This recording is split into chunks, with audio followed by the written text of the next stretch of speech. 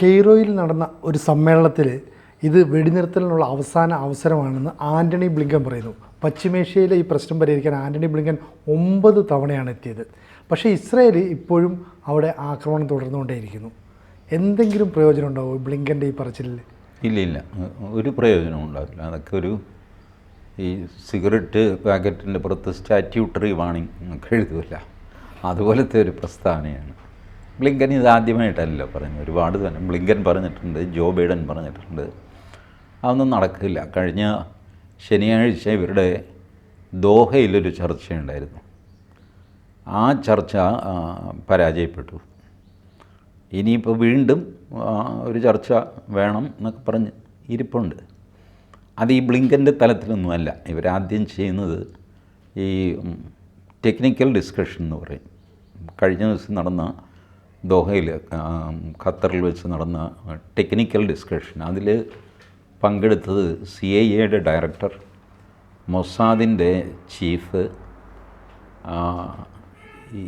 Egyptian ഇൻ്റലിജൻസിൻ്റെ chief, പിന്നെ ഒരാൾ, I think he was from Lebanon also. Hamas ഇല്ല അതിൽ. ഹമാസിനെ ഡയറക്റ്റ് ഇസ്രായേൽ ചർച്ചയിൽ പങ്കെടുപ്പിക്കില്ല. ഹമാസ് അൺടച്ചബിളാണ്. അവർക്ക് ഹമാസിന് വേണ്ടി വേറെ ആർക്കെങ്കിലും സംസാരിക്കാം എന്നുള്ളതല്ലാതെ ഇസ്രായേൽ ഡയറക്റ്റ് മുഖാമുഖം ഹമാസിനോട് സംസാരിക്കില്ല. അപ്പോൾ ആ സംസാരത്തിൽ ടെക്നിക്കൽ ഡിസ്കഷനിൽ വരുന്നത് എന്താണെന്ന് വെച്ച് കഴിഞ്ഞാൽ മൊത്തം പ്രശ്നങ്ങൾ എടുത്തിട്ട് അതിനകത്ത് പരസ്പരം എഗ്രി ചെയ്യാവുന്ന പ്രശ്നങ്ങൾ എഗ്രി ചെയ്തിട്ട് ബാക്കി വരുന്ന കീറാമുട്ടി മാത്രം അതിന് മുകളിലത്തെ ലെവലിലേക്ക് വിടുക. ഇതാണ് ഇതിൻ്റെ ഫസ്റ്റ് സ്റ്റെപ്പ് ഏത് ചർച്ചയുടെയും. ഈ ഫസ്റ്റ് സ്റ്റെപ്പ് പോലും കംപ്ലീറ്റ് ചെയ്യാൻ ഇവർക്ക് സാധിച്ചിട്ടില്ല. ഇപ്പോൾ അടുത്ത ശനിയാഴ്ച വീണ്ടും കെയ്റോയിൽ മീറ്റിംഗ് ഉണ്ടാവും. ആ മീറ്റിങ്ങും എഗെയിൻ ടെക്നിക്കൽ കമ്മിറ്റിയുടെ ആയിരിക്കും. ടെക്നിക്കൽ കമ്മിറ്റി കഴിഞ്ഞിട്ടേ ഹയർ ലെവലിലേക്ക് പോവുകയുള്ളൂ. ബേസിക് മിനിമം കാര്യങ്ങൾ യോജിച്ച് കഴിഞ്ഞാൽ മാത്രമേ ഡീറ്റെയിൽസിലേക്ക് പോകാൻ പറ്റുള്ളൂ. ബേസിക് മിനിമം കാര്യങ്ങളിൽ തന്നെ ഇവർ തമ്മിൽ യോജിപ്പില്ല. ഇസ്രായേൽ ഹമാസിനെ അംഗീകരിക്കുന്ന പ്രശ്നമേ ഇല്ല. അവർ പറയുന്നത് ഹമാസ് തീവ്രവാദിയാണ്, തീവ്രവാദിയായിട്ട് എന്ത് ചർച്ച? നിങ്ങളുമായിട്ട് മാന്യന്മാരുമായിട്ട് ഞങ്ങൾ വേണമെങ്കിൽ സംസാരിക്കാം, തീവ്രവാദികളുമായിട്ട് സംസാരിക്കാൻ പറ്റില്ല. ഇതാണ് ഇസ്രായേലിൻ്റെ നിലപാട്. മാത്രമല്ല, ഇസ്രായേൽ എന്തെങ്കിലും വെടിനിർത്തലോ സംഗതിയോ ചെയ്തു കഴിഞ്ഞാൽ നെതന്യാഹു താഴെ വീഴും. കാരണം ഇസ്രായേലിലെ ഈ തീവ്ര വലതുപക്ഷം എന്നൊക്കെ പറയുന്ന സയണിസ്റ്റുകൾ, അവരുടെ പിന്തുണയോടെയാണ് നെതന്യാഹുവിൻ്റെ സർക്കാർ നിലനിൽക്കുന്നത്. അവർ ക്ലിയറായിട്ട് പറഞ്ഞിട്ടുണ്ട്, വെടിനിർത്തൽ എഗ്രിമെൻറ്റിൽ ഒപ്പിട്ട് കഴിഞ്ഞാൽ, വെടിനിർത്തിയാൽ ഞങ്ങൾ ഈ സർക്കാരിനുള്ള പിന്തുണ പിൻവലിക്കും, താഴെ വീഴും. താഴെ വീണ് കഴിഞ്ഞാൽ ഇസ്രായേലിലെ പൊളിറ്റിക്സ് എങ്ങനെ മറിയുമെന്ന് ആർക്കും പറയാൻ പറ്റില്ല. അത് ഇതിലും വലിയ തലവേദനയാകും. പിന്നെ ചർച്ച ചെയ്യാൻ പോലും ആളില്ലാതെ പോകും. ഇപ്പോൾ ഒരു നെതന്യാഹു എങ്കിലും ഉണ്ട്, നാളെ അയാളും കൂടെ ഇല്ലാതെ പോകും. ചിലപ്പോൾ ഇത് മൊത്തം ഈ പറഞ്ഞ സയനിസ്റ്റുകളുടെ കയ്യിലേക്ക് പോകും. അങ്ങനെയാണെങ്കിൽ it is going to be more difficult. അതാണ് ഇപ്പോഴത്തെ സ്ഥിതി അവരുടെ. അതേസമയം ഇസ്രായേൽ ഗാസയിൽ ആക്രമണം നിർത്തിയിട്ടുമില്ല. 40,000 ആയിരുന്നു മിനിഞ്ഞാന്ന്, ഇന്നിപ്പോൾ 42,000 മറ്റുമായി. അപ്പോൾ ഈജിപ്തിൽ നടക്കുന്ന ഒരു ചർച്ച നടക്കുന്നു. ആ നടക്കുന്ന സമയത്ത് തന്നെ ഇസ്രായേൽ ഇതൊന്നും കേൾക്കുന്നില്ല. ഇസ്രായേൽ കൃത്യമായിട്ട് അവരുടെ ബോംബിങ് നടക്കുന്നു, അല്ലെ അവർ ഈ ഹമാസിനെ ഒഴിവാക്കാൻ ശ്രമിക്കുന്നു. അപ്പോൾ ഹമാസും ഹിസ്ബുള്ളയും പറഞ്ഞു, ഇനി ഞങ്ങൾ ക്ഷമിക്കില്ല, ഇനി ഞങ്ങൾ അങ്ങോട്ട് അടിച്ചു കയറും, ഇനി ഞങ്ങൾ മൊത്തം ഇസ്രായേലിനെ നശിപ്പിക്കാൻ പോവുക. പേടിക്കത്തില്ല ഇസ്രായേലിന്? വെറുതെ പൊങ്ങച്ചം പറയാമെന്നുള്ളതല്ലാതെ എന്നാൽ പിന്നെ ഇതിനോടകം നശിപ്പിക്കരുതായിരുന്നു.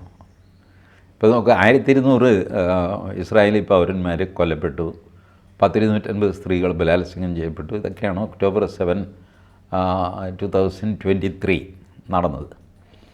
ഇപ്പോൾ ഒക്ടോബർ 7, 2024 ആകാറായി. ഇപ്പോഴും ഈ പറഞ്ഞ തീർത്തുകളയും എന്നൊക്കെ പറയുന്നവർ പറയുന്നതല്ലാതെ വേറെ ഒന്നും ചെയ്യുന്നില്ല. ഹിസ്ബുള്ളയും ചെയ്യുന്നില്ല, ഹൂത്തി ചെയ്യുന്നില്ല, ഹമാസ് ചെയ്യുന്നില്ല, ഒന്നും ചെയ്യാൻ പറ്റുന്നില്ല. ഹമാസ് ചത്ത് തീരുകയാണ്. അപ്പോൾ പിന്നെ വെറുതെ ഈ വാചകം അടിക്കാമെന്നുള്ളതല്ലാതെ ഇവരെ കൊണ്ടൊക്കെ എന്തിനു കൊള്ളാം? ഇസ്രായേലിൻ്റെ അടുത്ത് പിടിച്ചു നിൽക്കാനുള്ള ആരോഗ്യമൊന്നും ഈ പറഞ്ഞ ടീമിനില്ല. അവർ കീഴടങ്ങിയാൽ മാത്രം ഈ യുദ്ധം അവസാനിക്കും. ഇസ്രായേൽ തീരുമാനിക്കുകയാണ്, ഇപ്പോൾ ഏകദേശം കഴിഞ്ഞു, ഹമാസിൻ്റെ കഥ കഴിഞ്ഞു എന്നൊക്കെ മനസ്സിലാക്കി കഴിഞ്ഞാൽ അവർ സ്വമേധയാ യുദ്ധം നിർത്തും. അപ്പോഴേ ഇത് നിൽക്കുകയുള്ളൂ. ഈ ആൻ്റണി ബ്ലിങ്കൻ വന്നിട്ടൊരു കാര്യം പറയുമ്പം US വന്ന് പറഞ്ഞല്ലേ അല്ല UN പറയുന്നല്ലേ എന്നൊക്കെ പറഞ്ഞിട്ട് പേടിച്ച് ഇസ്രായേൽ അനുസരിക്കേണ്ട ഒരു ഗതികേട് വരില്ലേ? കാരണം എന്ന് പറഞ്ഞാൽ ഇറാൻ എപ്പോൾ വേണമെങ്കിലും ഇസ്രായേലിനെ ആക്രമിക്കുമെന്ന് പറഞ്ഞ് അമേരിക്ക തന്നെ മുന്നറിയിപ്പ് നൽകിയതാണ്. അപ്പോൾ അതുകൊണ്ട് അമേരിക്കയുടെ ഈ ഇടപെടലിനെ ഇസ്രായേൽ ഗൗരവമായി കാണില്ലേ? ഈ മന്തുകാലിൻ്റെ തൊഴി എന്ന് പറയുമല്ലോ, അതുപോലെയാണ് ഇറാൻ്റെ ആക്രമണം. ഇറാൻ എത്ര ദിവസമായി ഞങ്ങൾ ഇപ്പം പൊട്ടിക്കും എന്ന് പൊട്ടിക്കുന്നില്ല. തേങ്ങ ഉടയ്ക്കുന്നില്ല. കാരണം ഇറാൻ അറിയാം ഇതിൻ്റെ ഭവിഷ്യത്ത് എന്തായിരിക്കും. ഇറാൻ ഒരു മിസൈൽ ഇസ്രായേൽ ഇട്ട് കഴിഞ്ഞാൽ ഇസ്രായേൽ മരുഭൂമിയാണ്. 4-5 പേര് മരിക്കും, കഴിയും, ഒരു സ്ഫോടനം കഴിയും. ഇസ്രായേൽ തിരിച്ചൊരു മിസൈൽ ഇട്ടാലോ മാസങ്ങളോളം നിന്ന് കത്തും. ഇറാൻ നിറച്ച എണ്ണയാണ്. നേരെ എണ്ണക്കിണറിലേക്കാണ് ഈ മിസൈൽ ചെന്ന് പതിക്കുന്നത്. കെടുത്താൻ പറ്റില്ല. മാസങ്ങളോളം നിന്ന് കത്തും. ആയിരക്കണക്കിന് എണ്ണക്കിണറുകൾ മാസങ്ങളോളം നിന്ന് കത്തുന്ന ഒരു സ്ഥിതിവിശേഷത്തെ നേരിടാൻ ഇറാൻ തയ്യാറാണോ? മാത്രമല്ല, ഇറാൻ ഇതിൽ സ്റ്റേക്ക് എന്താ പ്രശ്നം? ഇറാനും ഇസ്രായേലും തമ്മിൽ ബോർഡറില്ല. അതിർത്തി ഉണ്ടെങ്കിൽ അതിൻ്റെ വഴക്ക് എന്ന് പറയും. മറ്റു രീതിയിലുള്ള വ്യാപാര തർക്കമോ സംഗമോ ഒന്നുമില്ല. ആകെ ഇറാൻ്റെ അതിഥിയായിട്ട് വന്ന ഇസ്മയിൽ ഹനിയ കൊല്ലപ്പെട്ടു. ഇപ്പോഴും ഇസ്രായേൽ അത് ഞങ്ങളാണ് ചെയ്തതെന്ന് പറഞ്ഞിട്ടില്ല. ഊഹമാണല്ല. ചത്തത് കീചകനെങ്കിൽ കൊന്നത് ഭീമൻ തന്നെ എന്നുള്ള ന്യായം. ഇസ്രായേൽ പറഞ്ഞിട്ടില്ല ഞങ്ങളാണ് അവിടെ കയറി ഓപ്പറേഷൻ നടത്തിയത്. ഇതിൻ്റെ പേരിൽ ഒരു ഫുൾ ഫ്ലെഡ്ജ് യുദ്ധം ഇറാനും ഇസ്രായേലും തമ്മിൽ നടത്തുമെന്നാണ്. ഇറാന് തലയ്ക്ക് വട്ടാണോ? ഇറാൻ വാസ്തവത്തിൽ ഈ ഖമേനിയൊക്കെ ബലം പിടിക്കുന്നുണ്ട്, ഇപ്പം കയറി അടിക്കടാന്നൊക്കെ പറയുന്നുണ്ട്. പക്ഷേ ഇറാൻ അറിയാൻ കയറി അടിച്ചു കഴിഞ്ഞാൽ പിന്നെ പിടിച്ചാൽ കിട്ടില്ല. ഇത് അവിടെ ഉണ്ടാകുന്ന ഡാമേജിൻ്റെ 100 ഇരട്ടിയായിരിക്കും ഇറാനിലുണ്ടാകുന്ന ഡാമേജ്. അതുകൊണ്ടാണ് ഇറാൻ മടിച്ച് നിൽക്കുന്നത്. പിന്നെ അമേരിക്കയുടെ ഭീഷണിയുണ്ട്. ഇറാൻ ഇടപെട്ട് കഴിഞ്ഞാൽ പിന്നെ ഞങ്ങളും അങ്ങ് ഇടപെടും, ഔദ്യോഗികമായിട്ട് തന്നെ അമേരിക്ക യുദ്ധത്തിലാവും എന്നൊക്കെ പറഞ്ഞു അങ്ങനെ നിൽക്കുകയാണ്. അതുകൊണ്ട് ഇറാനെ മോഹിച്ചൊന്നും ഹമാസ് ജയിക്കുമെന്ന് വിചാരിക്കേണ്ട. ഹമാസ് സ്വന്തം കാലിൽ ഫൈറ്റ് ചെയ്യാൻ പറ്റുമോ? എത്ര ദിവസം ഫൈറ്റ് ചെയ്യാൻ പറ്റും?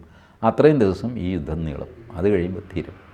ഇറാനെ ഒരു ആണവ ശക്തിയായിട്ട് ഉയർന്നു വരികയാണെന്ന് അമേരിക്ക തന്നെ പറയുന്നു. അപ്പോൾ അവരിപ്പം 3-5 ദിവസത്തിനുള്ളിൽ, ഒരാഴ്ചക്കുള്ളിൽ, 1 മാസത്തിനുള്ളിൽ ആണവ ആയുധമൊക്കെ നിർമ്മിച്ച് എല്ലാം തയ്യാറാക്കി വെച്ചിരിക്കും. അപ്പോൾ അങ്ങനെ ആണവ ശക്തിയായ ഇറാന് ലോകരാജ്യങ്ങളുടെ മുന്നിൽ നാണം കെടുത്തുന്ന ഒരു നിലപാടാണ് ഇസ്രായേൽ സ്വീകരിച്ചത്. അല്ലെങ്കിൽ അവിടെ വന്ന ഒരു അതിഥിയെ കൊന്നു, അത് ഹമാസിൻ്റെ നേതാവാണെങ്കിൽ പോലും കൊന്നു. അപ്പോൾ അതുകൊണ്ട് ലോകരാജ്യങ്ങളുടെ മുന്നിൽ ഈ ഒരു ആണവ ശക്തി എന്ന നിലയിൽ ഉയരേണ്ട ഇറാൻ തിരിച്ചൊരു അടി കൊടുത്തില്ലെങ്കിൽ അവർക്ക് പ്രതിച്ഛായക്ക് വലിയ മങ്ങലേൽക്കില്ലേ?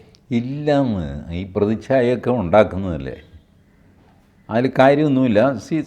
Someone was killed when he visited our country. എത്രയോ പേര് എത്രയോ സ്ഥലത്ത് വെച്ച് കൊല്ലപ്പെടുന്നു. നമ്മളുടെ ലാൽ ബഹദൂർ ശാസ്ത്രി താഷ്കൻഡിൽ വെച്ചാണ് മരണപ്പെട്ടത്. അതൊരു ദുരൂഹ മരണമായിരുന്നു. അതിൻ്റെ പേരിൽ ഇന്ത്യയും റഷ്യയും തമ്മിൽ യുദ്ധം ഉണ്ടായ ഈ ഒരാൾ കൊല്ലപ്പെട്ടു, അത് ഹമാസിൻ്റെ നേതാവായിപ്പോയി. അതിൻ്റെ പേരിൽ ഇറാൻ ഇത്ര വലിയ നാണക്കേടൊന്നും ഉണ്ടാവേണ്ട കാര്യമില്ല. ഇറാനെ ആരും പരിഹസിച്ചിട്ടില്ല. ഇറാൻ സ്വയം ഇങ്ങനെ ഭയപ്പെടുന്നതല്ലാതെ വേറെ ഒരു രാജ്യവും ഇറാനെ പരിഹസിച്ചിട്ടില്ല. ഇസ്മായിൽ ഹനിയ കൊല്ലപ്പെട്ടത് എന്തൊരു നാണക്കേട് നിങ്ങൾക്ക്, ഇങ്ങനെ ആരും പറഞ്ഞിട്ടില്ല. അപ്പോൾ എന്തിനാണ് ഇറാൻ പിന്നെ വെറുതെ പരിഭ്രമിക്കുന്നത്?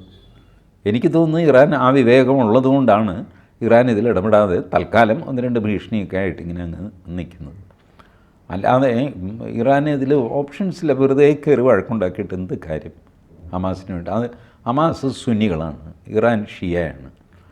എന്തിന് സുന്നിക്ക് വേണ്ടി തലകളയണം എന്നാണ് ഈ ഷിയാക്കളിലെ വലിയൊരു കൂട്ടം നേതാക്കൾ ചോദിക്കുന്നത്. നമുക്കെന്താ ഇതിൽ കാര്യം? ഇസ്രായേലും നമ്മളും തമ്മിൽ എന്താ ശത്രുത? ഒരു ശത്രുതയുണ്ട്. പണ്ട് ഖുറാനിൽ എഴുതി വെച്ചൊരു ശത്രുത. ജൂതന്മാരെ കാണുന്നിടത്ത് വെച്ച് കൊല്ലണം എന്നൊക്കെ ഖുറാനിൽ എഴുതി 10,600 വർഷം മുമ്പ് എഴുതി വെച്ച സാധനം. അതിൻ്റെ പേരിലാണ് ഇപ്പോൾ കച്ചറ ഉണ്ടാക്കാൻ പോകുന്നത്. ഇറാൻ ഇസ്രായേലിൻ്റെ അയൽവക്കമല്ലല്ലോ. ഈ അയൽവക്കത്തുള്ളതിനൊരു പ്രശ്നമില്ല. ഈജിപ്തിന് പ്രശ്നമില്ല, സൗദി അറേബ്യയ്ക്ക് പ്രശ്നമില്ല, സിറിയയ്ക്കില്ല, ലബനനില്ല, ജോർഡാൻ നേരത്തെ ഒഴി. ഇവർക്ക് ആർക്കുമില്ലാത്ത ദണ്ണം എന്തിനാണിപ്പോൾ ഇറാന്? ഈ ഇസ്മായിൽ ഹനിയ മരിച്ചതിനോ? What is this? ഒരാളിൻ്റെ മരണത്തെ ചൊല്ലി 2 രാജ്യങ്ങൾ തമ്മിൽ യുദ്ധം നടത്താനായിട്ട്. അത് ആ പ്രാക്ടിക്കൽ കൺസ്ട്രെയിൻ്റ് ഉള്ളതുകൊണ്ടാണ് ഇറാൻ ഇതിൽ ഇടപെടാത്തത്. ഇടപെടുമെന്നും ഞാൻ വിചാരിക്കുന്നില്ല. പിന്നെ പേരിന് ചില മിസൈൽ കഴിഞ്ഞ തവണയും ഇതുപോലെ ഒരു മിസൈലൊക്കെ അയച്ചിരുന്നു. അങ്ങനെ എന്തെങ്കിലും ചെയ്യും. അത് കവിഞ്ഞൊന്നും ഇറാൻ പോവില്ല. ഇപ്പോൾ ഈ ഇസ്രയേലിൻ്റെ ആക്രമണം രൂക്ഷമായി നിൽക്കുന്ന ഈ ഗാസയിൽ അതുപോലെ വെസ്റ്റ് ബാങ്കിലൊക്കെ പോളിയോ തിരിച്ചെത്തുന്നു പറയുന്നു. എന്ന് പറഞ്ഞാൽ പലസ്തീൻ വംശജരായ ജനങ്ങൾ, കുട്ടികൾക്കാണ് ഈ പോളിയോ വരുന്നത്. അപ്പോൾ ഈ പോളിയോയുടെ ഉടനെ വാക്സിൻ കൊടുക്കണം, 10 ലക്ഷത്തോളം ഡോസ് എത്തിക്കണം എന്നൊക്കെ UN പറയുന്നുണ്ട്. അങ്ങനെ എത്തിക്കണമെങ്കിൽ അവിടെ വെടിനിർത്തൽ നടത്തണം. അപ്പോൾ ഹമാസ് പറയുന്നത് താൽക്കാലികമായി വെടിനിർത്തൽ ഞങ്ങൾ തയ്യാറാണ്. ഇസ്രായേൽ പറയുന്നത് താൽക്കാലികമൊന്നുമില്ല, ഒന്നുകിൽ ഹമാസ് മൊത്തം തീരണം, അല്ല ഞങ്ങൾ മൊത്തം തീർക്കും, ഈ ഒരു രീതിയിൽ. അപ്പം ഈ ഒരു രോഗങ്ങൾ അല്ലെ തുടച്ചു മാറ്റപ്പെട്ടു എന്ന് പറയുന്ന ചില രോഗങ്ങൾ അവിടേക്ക് കടന്നു വരുന്നത് ഇസ്രായേലിന് ഗുണകരമാണോ? ഇല്ല, ഈ ഹമാസ് ഇതുപോലത്തെ പല നമ്പർ ഇറക്കും, പെട്ടെന്ന് ആകാശത്ത് നിന്ന് പോളിയോ വന്നങ്ങ് പരക്കുന്നു. ചുമ്മാ ഇരിക്കാൻ, ഇതൊക്കെ കള്ളത്തരമാണ്. അതിന് യുണൈറ്റഡ് നേഷൻസും കൂട്ടുനിൽക്കും. യുണൈറ്റഡ് നേഷൻസിൽ പാലസ്തീനികളുടെ വലിയ ലോബിയുണ്ട്, അവരിതിനൊക്കെ കൂട്ടുനിൽക്കുകയും ചെയ്യും. ഇതുപോലത്തെ തട്ടിപ്പിലൊന്നും ഇസ്രായേൽ കുലുങ്ങാൻ പോകുന്നില്ല. അവർ പറയും പോളിയോ ഉള്ള പിള്ളേരെ ഇങ്ങോട്ട് വിട്ടതാ, ഞങ്ങൾ ചികിത്സിച്ചോളാം. അല്ല, അത് നിങ്ങൾ പുറത്തുനിന്ന് വന്ന് ഇവിടെ ചികിത്സയൊന്നും വേണ്ട, ഞങ്ങൾ ചികിത്സിച്ചോളാം. ഇതൊക്കെ വെറുതെ ഗുണ്ടടിക്കുന്നതാണ്. കുട്ടികൾക്ക് പനിയായി, മങ്കി പോക്സ് വന്നു, അതാണ് ഇതാണ് തേങ്ങയാണെന്നൊക്കെ പറഞ്ഞ് ഇതുപോലത്തെ ഇമോഷണൽ ബ്ലാക്ക് മെയിലിങ്ങിൽ വീഴുന്നവരല്ല ഇസ്രായേലികൾ. അവർ ആൺകുട്ടികളാണ്, അവരൊരിക്കലും പെരുമാറുന്ന പ്രശ്നമില്ല. ഇപ്പോൾ എന്തായാലും അവസാനമായിട്ട് പറയുകയാണെങ്കിൽ ഗാസയിൽ നടക്കുന്നത് ഇപ്പോൾ ഈജിപ്തിലൊക്കെ നടക്കുന്നത് അവസാന വട്ട ചർച്ചയാണ്. ഇനിയൊരു അവസരം ഉണ്ടായില്ല. ഇപ്പം പിന്മാറിയാൽ ഇസ്രായേലിന് കൊള്ളാം, അല്ലെങ്കിൽ അമേരിക്കയുടെ ഭാഗത്തു നിന്നോ അല്ലെങ്കിൽ മറ്റു രാജ്യങ്ങളുടെ ഭാഗത്തു നിന്നൊക്കെ പ്രത്യാഘാതം ഉണ്ടാവും. ഉണ്ടാവട്ടെ എന്നാണ് എത്ര തവണ ഇസ്രായേൽ പറഞ്ഞു. നീ ഉണ്ടാക്കുകയാണെങ്കിൽ അങ്ങ് ഉണ്ടാക്കിക്കോ, എനിക്കൊന്നുമില്ല. അവർ മുകളിൽ ആകാശം താഴെ ഭൂമിയായിട്ടാണ് ഇസ്രായേൽ നിൽക്കുന്നത്. അവർക്കിനി എന്ത് നഷ്ടപ്പെടാൻ? അവരെ ഭീഷണിപ്പെടുത്താൻ സാധ്യമല്ല. അപ്പോൾ എന്ത് സംഭവിക്കുന്നുള്ളത് കാത്തിരിക്കേണ്ടി വരും. നോക്കാം. കൂടുതൽ വാർത്തകളും വിശേഷങ്ങളും നിങ്ങളിലേക്ക് എത്താൻ ABC മലയാളം സബ്സ്ക്രൈബ് ചെയ്യുക, ബെൽ ബട്ടണും അമർത്തുക.